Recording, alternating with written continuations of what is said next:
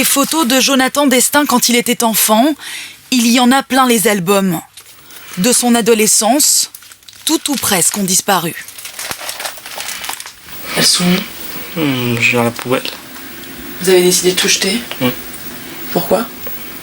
C'était les années où tu as commencé le harcèlement, la raquette, tout ça, donc j'ai rien voulu garder, c'est trop dur. L'histoire de Jonathan Destin, c'est le calvaire d'un garçon un peu rond que les autres élèves insultent tous les jours, depuis le CM2 et dans tous les établissements qu'il fréquente. Des brimades à répétition sur son physique, sur son nom de famille, Destin. Des coups aussi quand le prof a le dos tourné. Le garçon subit pendant 6 ans. T'es nul, des choses comme ça en fait. Mais après, il m'attaquait sur mon poids en fait.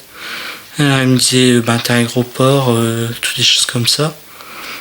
Et après, ça touche en fait. C'est au fur et à mesure de l'entendre tout le temps.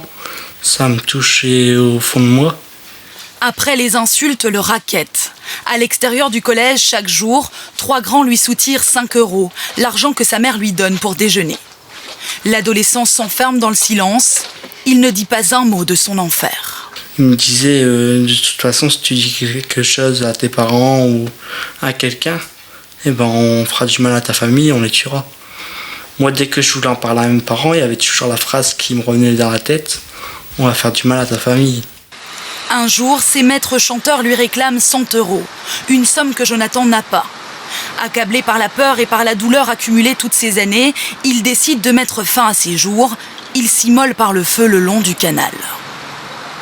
Tout ce que j'endurais tous les jours, c'était plus fort que la mort. C'était plus fort que le fait d'avoir mal. Alors donc pour moi, c'était la seule solution pour arrêter tout ça. Jonathan Destin finit par se jeter dans l'eau. Des voisins l'aperçoivent et viennent à son secours. Après 2 mois et demi de coma, Jonathan Destin se réveille. Ses parents découvrent alors l'enfer qu'il a vécu. Les gens nous disent vous avez jamais rien vu, et non, on ne voit rien. Les enfants qui sont harcelés et qui cachent ça, on ne voit rien. On est parents, on est maman, on est papa, et non, on s'en rend pas compte. Si l'enfant ne dit rien, on s'en rend pas compte. Jonathan et ses parents ont porté plainte et aujourd'hui ils témoignent dans un livre. Mettre au jour le passé pour mieux affronter l'avenir, un avenir où Jonathan Destin devra encore subir de nombreuses opérations chirurgicales.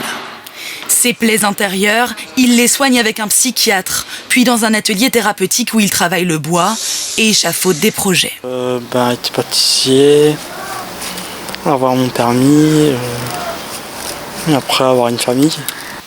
À 18 ans, Jonathan Destin espère être à l'aube d'une nouvelle vie.